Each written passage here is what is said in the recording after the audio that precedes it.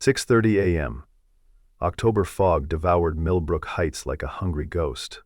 Jake Morrison gripped his steaming coffee, eyes scanning the empty road through bulletproof glass. Silence. Then a distant roar, growing louder, closer. The black BMW X5 exploded through the morning mist, headlights blazing like twin demons.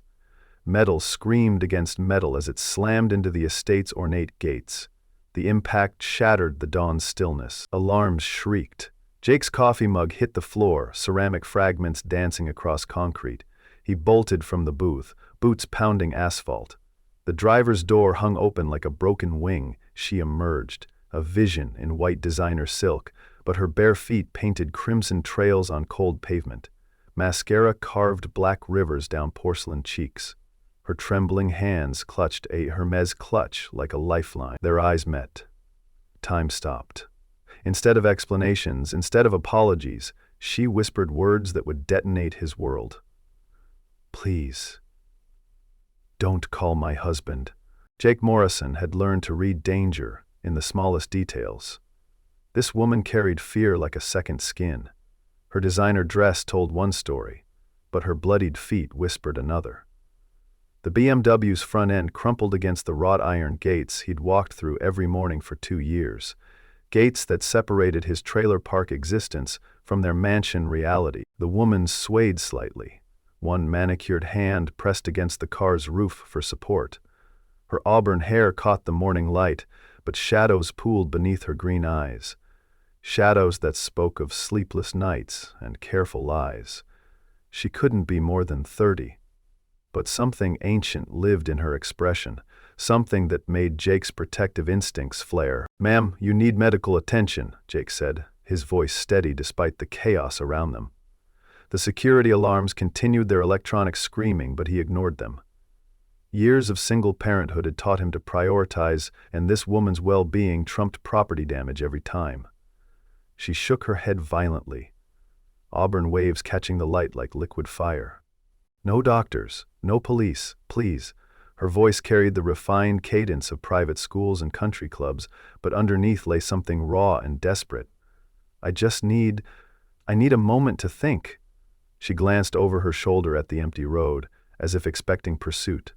The gesture was so quick, so practiced, that Jake felt his chest tighten with recognition. Jake Morrison at 38 had once dreamed of designing buildings that would outlast him. The blueprints for Millbrook Heights had been his masterpiece, a collection of 47 custom homes that blended classical elegance with modern sustainability. He'd spent 6 months perfecting every detail, every angle, every sightline. The project should have made his career. Instead, it had destroyed it. David Williams, CEO of Williams Development Corporation, had approached Jake's firm with promises of collaboration and partnership. Williams had been charming, persuasive, full of grand visions about changing Connecticut's luxury housing market. Jake had worked 18-hour days, sacrificing time with Lisa and baby Emma to perfect his designs. The betrayal had been surgical in its precision. Williams had waited until Jake submitted the final blueprints, then terminated the contract citing creative differences. 3 weeks later, ground broke on Millbrook Heights, using Jake's exact designs, but with Williams listed as the project architect.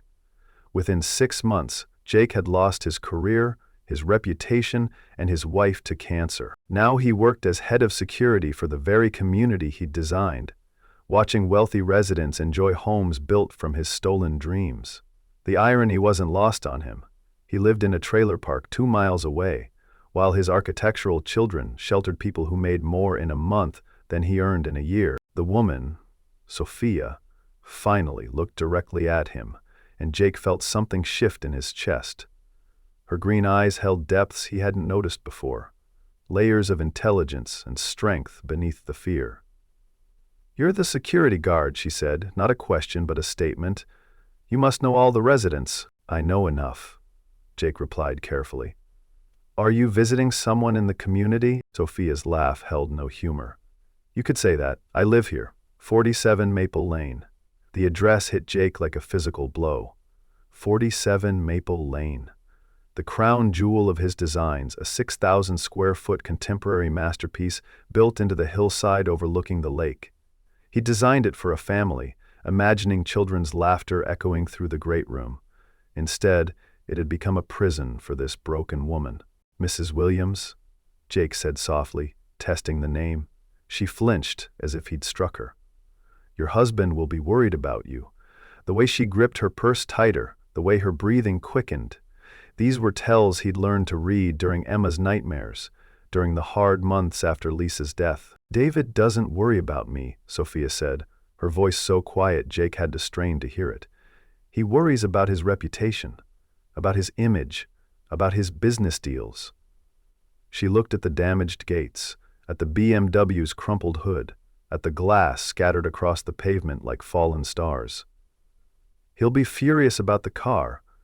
Everything in our life is a lease, temporary, conditional, ready to be repossessed." Jake felt the weight of her words. This wasn't just about a car accident. This was about a woman trapped in a life that looked perfect from the outside but felt like suffocation from within. The morning sun burned through the fog, transforming the mist into golden streamers that danced between the maple trees.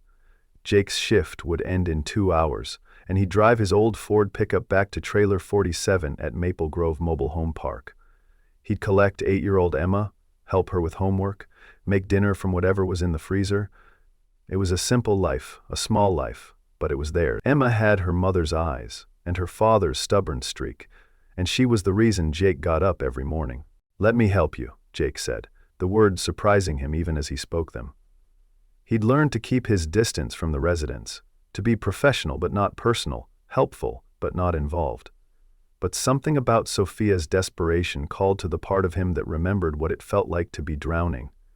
"I can call a tow truck, file a report that makes this look like an accident. You don't have to face this alone." Sophia studied his face, searching for something. Honesty, perhaps? Or the absence of judgment?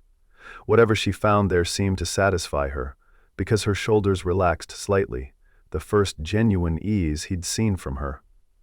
"Why would you do that for a stranger?" she asked. "Because everyone deserves a second chance," Jake replied, "and because I know what it's like to feel trapped by circumstances beyond your control." He didn't mention Lisa, didn't mention the medical bills that had consumed their savings, didn't mention the nights he'd lain awake wondering how he'd provide for Emma. Some truths were too heavy for first meetings. The radio crackled again, more insistent this time. Jake would have to answer soon, would have to explain the damaged gates and the accident report. But for now, he stood in the morning sunlight with a woman who'd crashed into his life, and he found himself hoping she'd trust him enough to let him help her find her way home. 3 weeks later, Jake encountered Sophia again at Millbrook Cafe during his lunch break. Emma was with him, coloring in her sketchbook while he graded her math homework. When the little girl accidentally knocked over her box of crayons, Sophia helped gather them up. "Your daddy draws buildings too?" Emma asked, pointing to Jake's architectural sketches in the margins of his newspaper. Jake felt heat rise in his cheeks, embarrassed by his amateur doodles. But Sophia studied the sketches with genuine interest, her green eyes tracing the lines and angles with professional assessment. "These are beautiful," she said, looking directly at Jake. "You have a wonderful sense of space and proportion. Are you an architect?" The question hit him like a physical blow. He hadn't been called an architect in over 2 years, hadn't thought of himself in those terms since Williams' development had destroyed his career. "I was," Jake said carefully. "I designed some residential projects before I changed careers." He gestured toward his security uniform. "Now I work in security. It's more stable, better hours for single parenting." Emma looked up from her coloring, her expression serious. "Daddy used to draw the prettiest houses," she said. "But then Mommy got sick and he had to take care of us instead." The simple honesty of childhood cut through Jake's careful euphemisms, laying bare the truth he'd been avoiding. Sophia's expression softened. "I'm sorry for your loss," she said quietly. "Your daughter is lucky to have a father who prioritizes her well-being." She paused, studying Jake's sketches again. "But talent like this, it doesn't just disappear. It waits." "Do you draw?" Emma asked Sophia with the directness that made adults uncomfortable. Sophia was already pulling a sketchbook from her messenger bag. When she opened it, Jake saw pages filled with architectural details, cornices and columns, window treatments and door frames, all rendered with professional skill. "I used to paint," Sophia said, showing Emma a watercolor study of a Victorian house. "But I haven't had much time for it lately. My husband thinks art is impractical." She said the word like it tasted bitter, and Jake understood immediately. He'd heard the same criticism from practical people who thought creativity was self-indulgence. Emma studied Sophia's sketchbook with serious attention. "You're really good," she said finally. "Better than the art teacher at school." Sophia laughed, and the sound transformed her face, erasing years of carefully maintained composure. "You have formal training," Jake said, not a question but a statement. Sophia nodded. "Art school in New York. I had plans to become an architectural illustrator, maybe work with firms on presentation drawings." She closed the sketchbook carefully. But life had other plans. The bell above the door chimed, and Jake glanced up to see David Williams entering the cafe. He looked exactly as Jake remembered, tall and silver-haired, with the kind of confidence that came from never having to doubt yourself. His eyes swept the cafe with the proprietorial gaze of someone accustomed to owning whatever he surveyed. Williams spotted Sophia immediately, and his expression shifted to something harder, more possessive. He crossed the cafe in quick strides, his presence seeming to dim the warm atmosphere. "Sophia," he said, his voice carrying across the small space, "I've been looking for you." Jake watched Sophia's transformation with growing alarm. The woman who'd been laughing with Emma moments before seemed to fold in on herself, her shoulders hunching as if expecting a blow. She closed her sketchbook and slipped it into her bag, erasing all evidence of the person she'd been moments before. "I told you I was having lunch," Sophia said, her voice carefully neutral. David's eyes flicked to Jake and Emma, assessing them with casual dismissal. His gaze lingered on Jake's security uniform, and something like recognition flickered across his features. "The security guard," Williams said, his tone suggesting he'd just identified something unpleasant. Emma looked up from her coloring, curious. "Are you the man who lives in the pretty house by the lake?" she asked Williams. "My daddy drew that house. He draws the most beautiful buildings." Williams's expression shifted, something cold and calculating entering his eyes. "Your daddy draws buildings?" he repeated, his voice deceptively mild. "How interesting." The condescension in his voice was subtle but unmistakable, designed to remind Jake of his place in the carefully maintained hierarchy. Sophia stood abruptly, her chair scraping against the hardwood floor. "We should go," she said to Williams, but her eyes remained on Emma. "Thank you for sharing your crayons with me," she told the little girl. "Keep practicing your art. You have a gift." As they left the cafe, Jake heard Williams's voice, pitched low but not quite low enough. "I don't like you spending time with the help, Sophia. It sends the wrong message." The words hit Jake like a physical blow, not because of the casual cruelty, but because of the resignation in Sophia's murmured response. Emma resumed her coloring, apparently unaffected by the adult tensions. "I liked her," she said conversationally. "She looked at my drawings like Mommy used to. Like they were important." Jake felt something break open in his chest, a recognition that his daughter was growing up observing the world with careful attention. "She seemed nice," Jake agreed, watching through the window as Williams guided Sophia toward a black Mercedes. "But sometimes nice people get stuck in situations that aren't good for them." That evening, after Emma had gone to bed, Jake pulled out his old drafting table from the trailer's storage closet. He spent 3 hours working on a design for a small house, something modest and practical, but with architectural details that elevated it from mere shelter to art.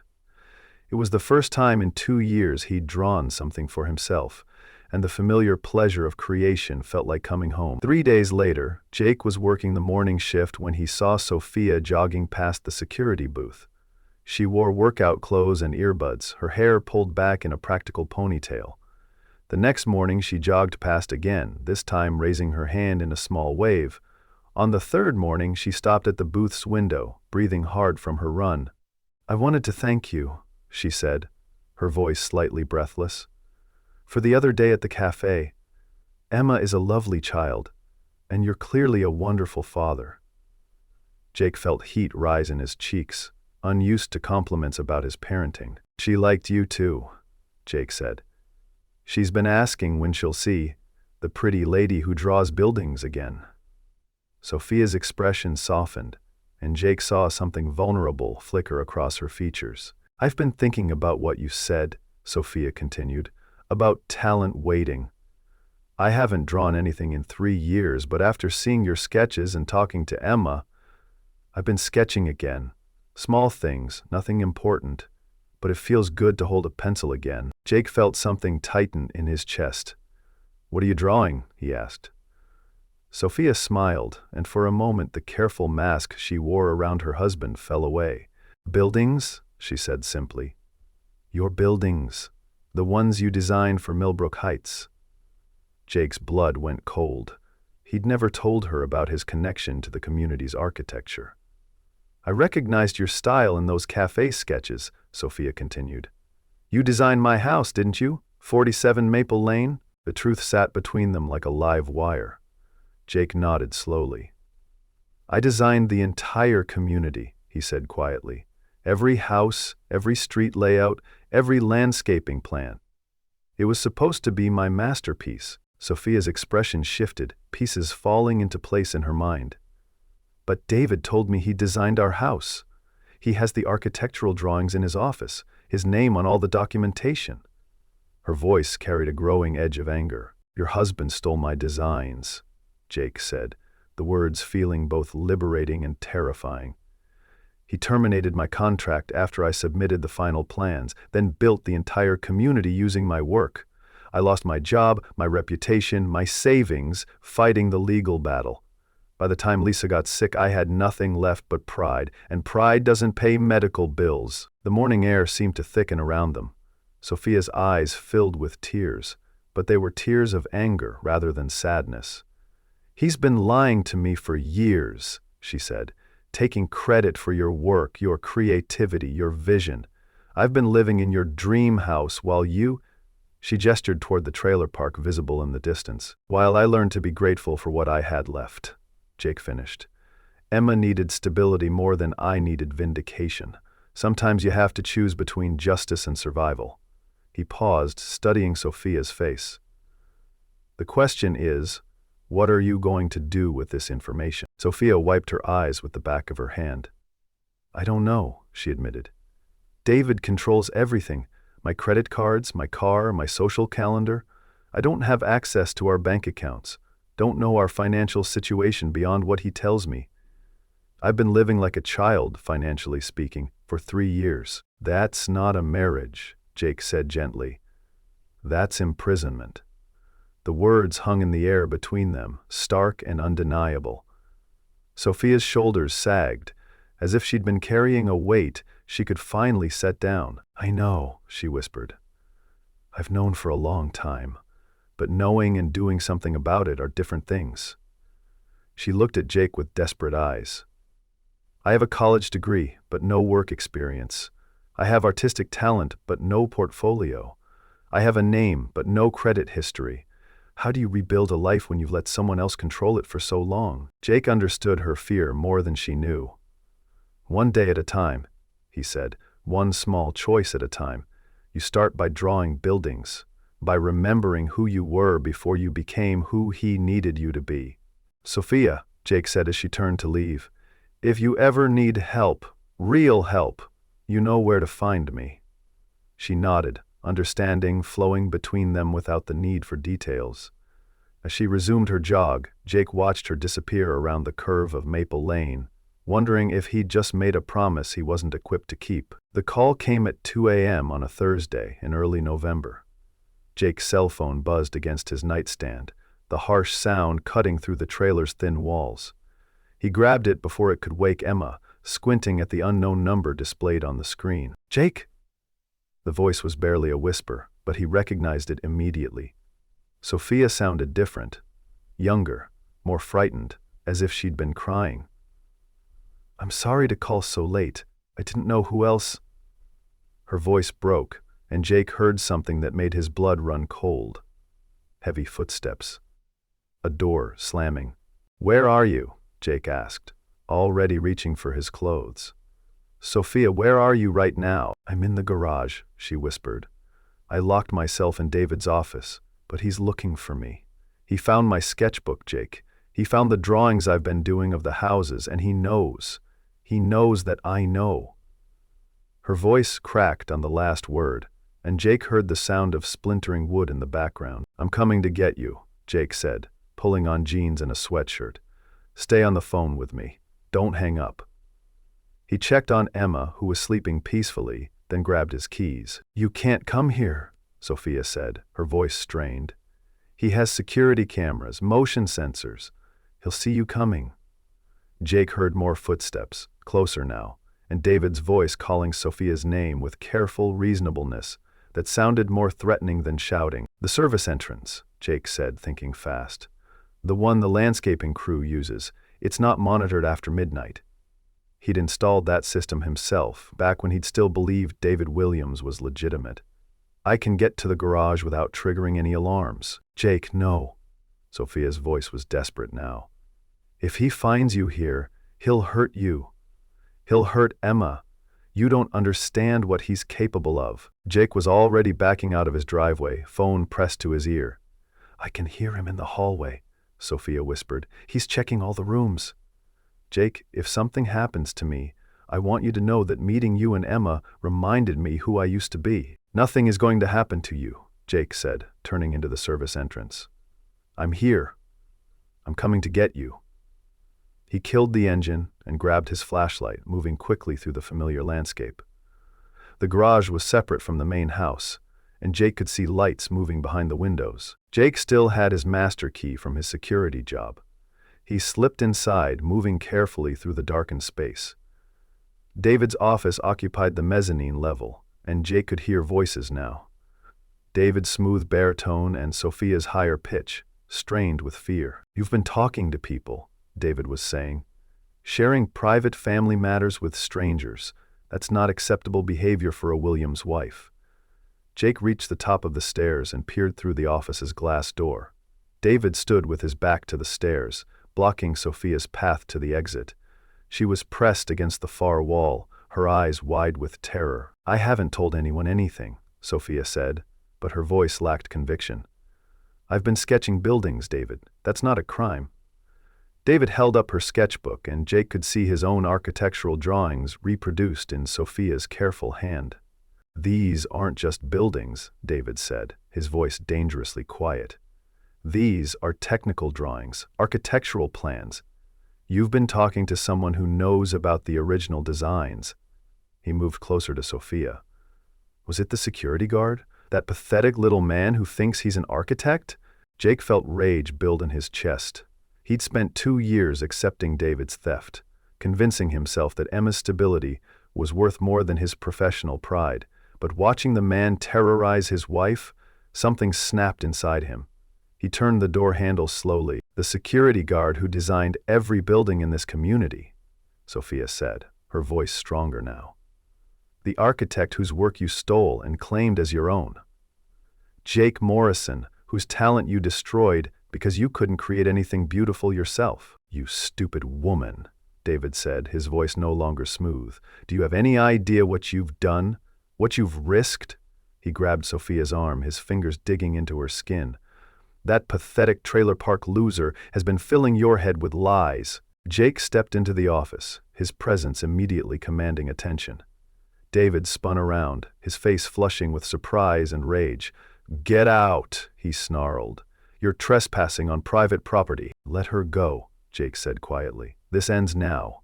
David's grip on Sophia's arm tightened. "You've stolen my work, destroyed my career, and spent 2 years taking credit for my creativity, but I won't let you hurt her." "Your creativity?" David laughed, but the sound held no humor. "You're a security guard living in a trailer park. You have no creativity, no talent, no future. You're nothing. You built your empire on stolen dreams," Jake said, moving closer. Every house in Millbrook Heights came from my drafting table. Every innovative design element, every sustainable feature, every architectural detail, all of it was mine. Sophia pulled free from David's grip, moving quickly to Jake's side. I have copies of the original blueprints, she said, her voice steady despite her fear.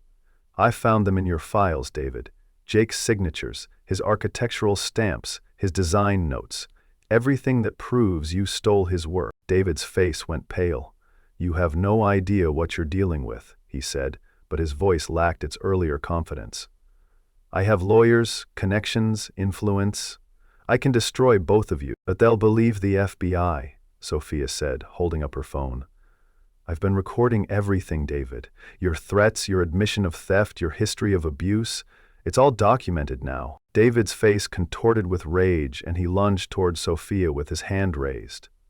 Jake stepped between them, his body moving with protective instincts. David's fist connected with Jake's jaw, sending pain shooting through his skull. But Jake didn't retreat. You want to fight someone? Jake said, tasting blood. Fight me. Leave her alone. David swung again, but Jake was ready. He grabbed David's wrist, using the man's momentum against him, and David stumbled backward into his desk. Awards and picture frames crashed to the floor. Stop, Sophia said, her voice cutting through the violence. Both of you, stop! She held up her phone, and Jake could see she was live streaming the confrontation. Everyone's watching now, David. Your business partners, your neighbors, your social circle. They can all see what you really are. David looked at the phone with horror, realizing that his carefully constructed image was crumbling in real time. Turn it off, he said, his voice desperate. Sophia, please, we can work this out. No more explanations, Sophia said. No more lies. I'm done being afraid of you. She moved toward the door and Jake followed, keeping himself between her and David. I'm filing for divorce tomorrow. I'm taking half of everything you built with stolen designs, and I'm going to make sure everyone knows the truth. As they left the garage, Jake heard David's voice behind them, no longer threatening but pleading. Sophia, wait. You don't understand. I did it for us, for our future. But his words fell on deaf ears. Sophia had already moved beyond his reach, into a future that belonged to her alone. The drive back to the trailer park passed in relative silence, both of them processing what had just happened. Jake's jaw ached where David had hit him, but he felt oddly exhilarated.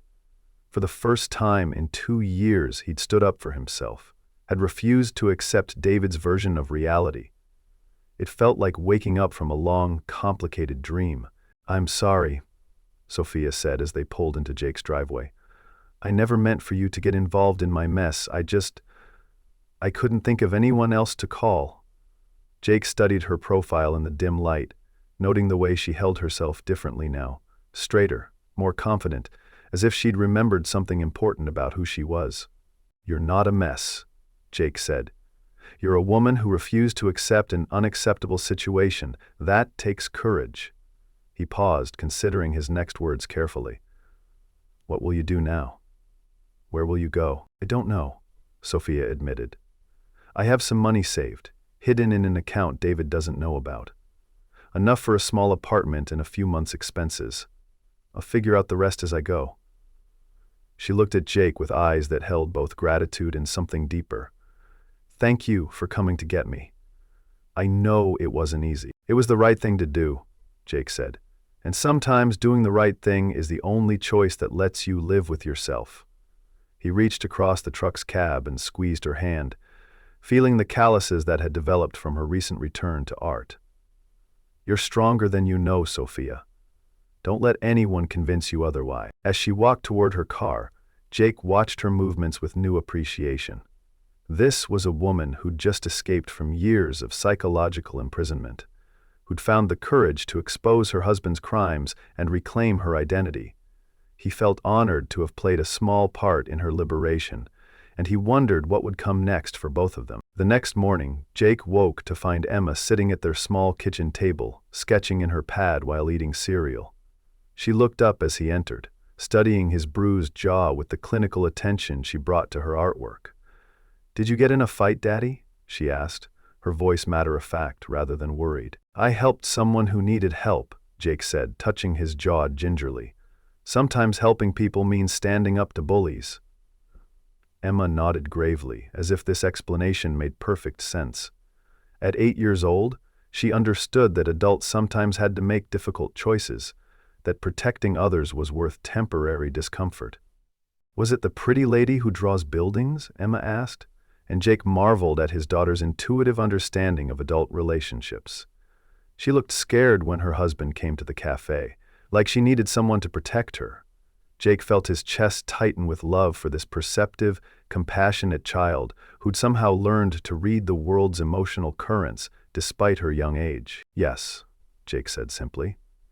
She needed help, and I was able to give it. Emma returned to her sketch, apparently satisfied with this explanation. Jake watched her work, noting the way she'd incorporated architectural elements into her drawing, windows and doorways that suggested depth and perspective, details that spoke to her developing artistic eye. Will we see her again? Emma asked without looking up from her drawing. I liked talking to her about art. She understood things that other grown-ups don't. Jake felt something stir in his chest, a recognition that his daughter had been as affected by Sophia's presence as he had been. I don't know, Jake said honestly. She's going through some big changes right now. But I hope so. He poured himself coffee and sat across from Emma, studying her latest creation.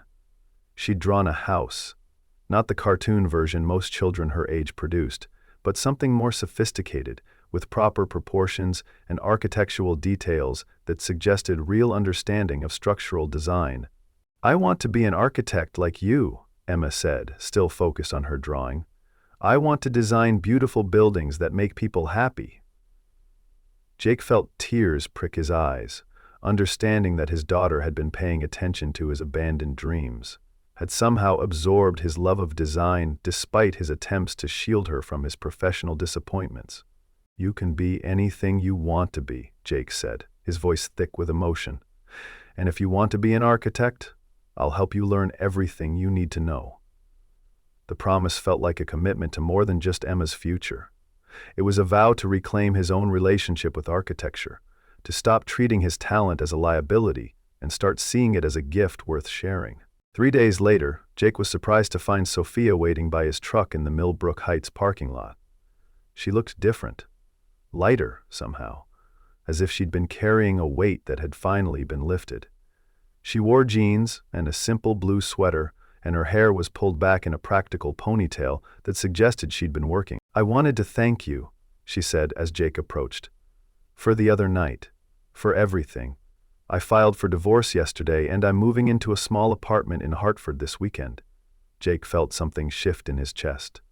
A recognition that her presence in his life had been temporary, that she was moving on to a future that didn't include him. I'm glad you're safe, Jake said, meaning it completely. You deserve to be happy, to have a life that's yours. Sophia smiled, and Jake saw something in her expression that he couldn't quite identify. Hope, perhaps, or the kind of quiet confidence that came from surviving something terrible and discovering you were stronger than you'd imagined. I have something for you, she said, reaching into her messenger bag. She pulled out a manila envelope, thick with documents. The original blueprints for Millbrook Heights, all of them, with your signatures and architectural stamps. I also have David's emails discussing the theft, his financial records showing the profits from your designs, everything you'd need to prove your case. Jake stared at the envelope, understanding that it represented more than just evidence. It was vindication. The proof he'd needed to reclaim his professional reputation. Why are you giving me this? He asked. You could use it in your divorce proceedings, claim half of everything Williams Development built using my designs. Because they're your dreams, Sophia said simply. And dreams belong to the people who dream them, not to the people who steal them. She paused, studying Jake's face. You have a gift, Jake. You create beauty in a world that desperately needs it. Don't let David's theft convince you that your talent doesn't matter. Jake felt something break open in his chest, a recognition that Sophia understood him in a way that few people ever had. What will you do now? He asked. Where will you go from here? I'm going to paint, Sophia said, her voice filled with quiet determination. I'm going to remember who I was before I became afraid of my own shadow. And I'm going to help other women who are trapped in situations like mine." She looked at Jake with eyes that held both gratitude and something deeper. "You showed me that it's possible to be strong and gentle at the same time, to protect others without losing yourself." As she walked away, Jake watched her with growing admiration. This was a woman who'd found the courage to rebuild her life from scratch, who'd chosen authenticity over security, truth over comfort. He felt honored to have played a small part in her transformation, and he wondered if perhaps it was time to consider his own. That evening, Jake spread the blueprints across his kitchen table while Emma did her homework. She looked up from her math problems, studying the detailed drawings with the same attention she brought to her art. "Are these the houses you drew?" she asked, tracing the lines with her finger. "The ones the mean man stole?" "These are the originals," Jake said, his voice filled with a mixture of pride and pain. "Every line, every detail, every innovative feature, it all came from my imagination." Emma studied the drawings with growing excitement, beginning to understand the scope of her father's talent and the magnitude of David's betrayal. "You're going to get them back, aren't you?" Emma asked, her voice filled with 8-year-old certainty. "You're going to make everyone know that you're the real architect." Jake felt something stir in his chest, a recognition that his daughter's faith in him might be more powerful than his own self-doubt. "I'm going to try," Jake said, the words feeling like a prayer. "It won't be easy, and it might take a long time, but yes, I'm going to try." Emma smiled, returning to her homework with the satisfaction of someone who just solved an important problem. To her, the solution was simple: tell the truth, fight for what's right, and trust that justice would prevail. The next morning, Jake called Hartford Architecture, the firm where he'd worked before David's betrayal. The receptionist was polite but distant until Jake explained who he was and why he was calling. Within minutes, he was transferred to Marcus Hartford, the firm's founding partner, who remembered Jake's work with genuine enthusiasm. "Jake Morrison," Marcus said, his voice warm with recognition. "I've wondered what happened to you. You just disappeared after the Williams project." Jake felt his throat tighten, remembering the phone calls he'd stopped returning, the professional relationships he'd abandoned in the wake of his disgrace. "I have some information about that project," Jake said carefully. "Documentation that proves the designs were stolen, that David Williams built his entire development using my work without compensation or credit." The silence on the other end of the line stretched long enough for Jake to wonder if the call had been disconnected. "Can you be here in an hour?" Marcus asked finally. "Bring everything you have. If what you're saying is true, we need to discuss this immediately." Jake felt something shift in his chest, a recognition that perhaps his exile from the architectural world hadn't been as permanent as he'd believed. As Jake drove toward Hartford, he thought about the strange turns his life had taken in the past few weeks. A desperate woman had crashed into his world, awakening something in him that he'd thought was dead. Now he was driving toward a future he'd stopped believing was possible, armed with evidence of crimes he'd once been too broken to fight. The meeting with Marcus Hartford lasted 3 hours and ended with a job offer. Not charity, but a genuine opportunity to return to the profession he loved. "Your work was always exceptional," Marcus said, studying the stolen blueprints. "But these drawings, they're beyond anything you did before. You've grown as an architect, even while you were away from the profession." Jake felt tears prick his eyes, understanding that his years of struggle hadn't been wasted, but had somehow deepened his understanding of what architecture could be. "I learned to design for people who can't afford perfection," he said. "I learned to create beauty within constraints, to make small spaces feel larger, to honor the humanity in every building." "That's exactly what we need," Marcus said. "Are you ready to come home, Jake? Ready to reclaim your place in the profession you were born for?" Jake nodded, feeling something settle in his chest that had been restless for years. He was ready to stop running from his dreams and start fighting for them instead. 6 months later, Jake stood in the lobby of Hartford Architecture, studying the display case that held his original Millbrook Heights blueprints. The legal battle with Williams' development had been swift and decisive. David's financial records had provided irrefutable proof of the theft, and the FBI's investigation had uncovered a pattern of intellectual property crimes that stretched back years. Emma joined him at the display case, her school bag slung over her shoulder, her face bright with pride. "Everyone at school wants to see where my daddy works," she said, pressing her nose against the glass. "Mrs. Henderson said you're famous now." Jake laughed, ruffling his daughter's hair. Fame wasn't the point, integrity was. "I'm not famous," Jake said. "I'm just a man who finally decided to stop accepting less than he deserved." Emma nodded gravely, as if this explanation made perfect sense. At 8 years old, she understood that sometimes adults had to learn to believe in themselves. That courage wasn't the absence of fear, but the decision to act despite it. "Is Sophia coming to dinner tonight?" Emma asked, her voice carefully casual. Jake smiled, recognizing his daughter's attempts at subtlety. Sophia had been joining them for Sunday dinners for the past month, and Emma had taken to calling her "my art teacher" with possessive pride. "She'll be there," Jake said. "She's bringing her easel so you can paint together after dinner." Emma's face lit up with excitement, and Jake felt something warm settle in his chest. Sophia had kept her promise to rediscover her artistic passion, and she'd also become an unexpected source of guidance for Emma's developing talent. As they walked home through the October evening, Jake reflected on the strange journey that had brought him to this moment. A year ago, he'd been a failed architect working security, convinced that his dreams were permanently beyond reach. Now, he was designing affordable housing projects, fighting for sustainable architecture, and raising a daughter who believed that anything was possible if you were willing to work for it. The trailer park was behind them now, replaced by a modest house in a neighborhood where Emma could walk to school and Jake could have a proper drafting studio. It wasn't mansion size, but it was theirs, and it was filled with the kind of love that made any space feel like home. That evening, as Jake watched Sophia teach Emma watercolor techniques at the kitchen table, he felt a profound sense of gratitude for the series of events that had brought them together. Sometimes, salvation came in unexpected packages. A desperate woman, a crashed car, a decision to help someone who needed it.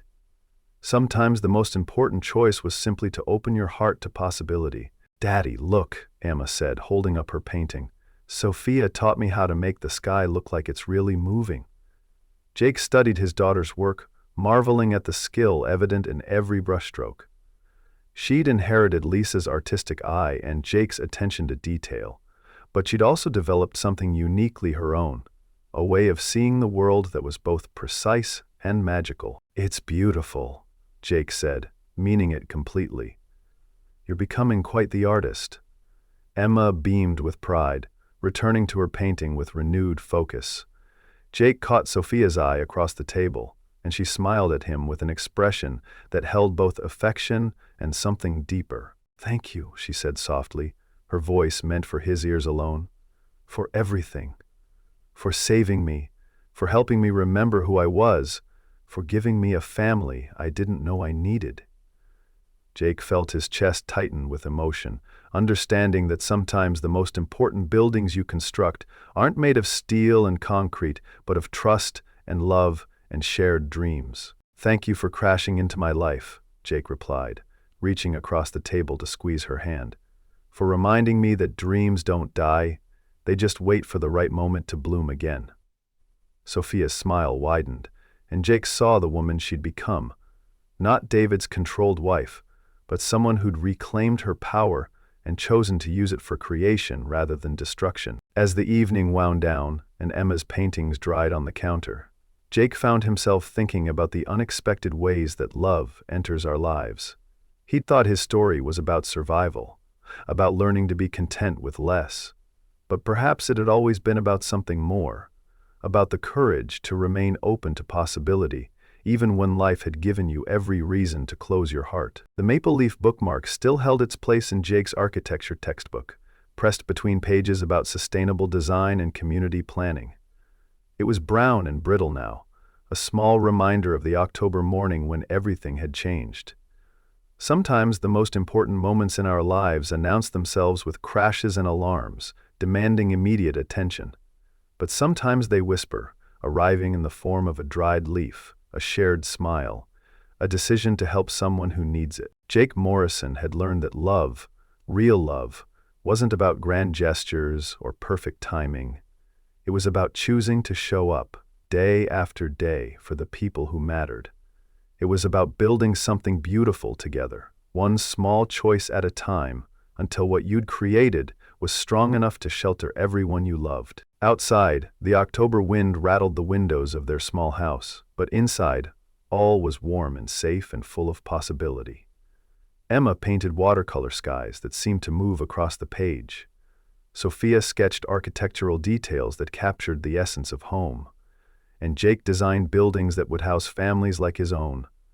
People who needed beauty and hope and the kind of love that transforms ordinary spaces into something approaching magic. The story that had begun with a crash had become something quieter but more profound. A testament to the power of second chances and the courage it takes to claim them. Jake Morrison had once been a man who'd learned to be grateful for less than he deserved. Now he was a man who understood that sometimes the most important architecture isn't about the buildings you design, but about the life you choose to build, one decision at a time, with the people who matter most.